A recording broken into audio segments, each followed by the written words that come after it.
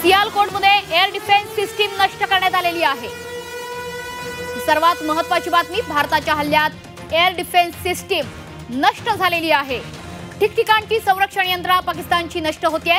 सियालकोटमध्ये air defence system ही नष्ट करण्यात आलेली आहे। यापूर्वी सुद्धा आपण बघितलं की सियालकोटमध्ये गोळीबाराला सुरुवात झालेली होती, मात्र आता भारताकडून एअर डिफेन्स सिस्टीम नष्ट करण्यात आलेली आहे। सियालकोटमध्ये एअर डिफेन्स सिस्टीम ही नष्ट झालेली आहे। भारतासाठी ही सर्वात महत्त्वाची बातमी।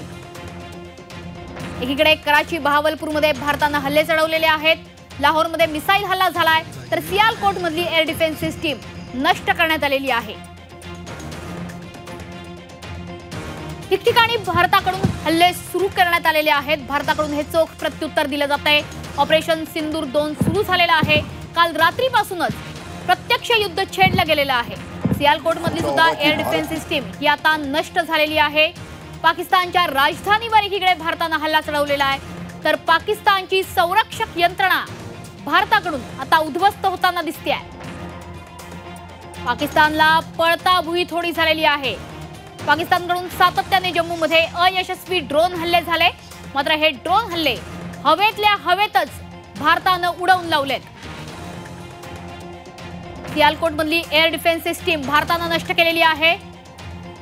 पाकच्या इस्लामाबादवर सुद्धा भारताने ड्रोनने हल्ला चढवलाय।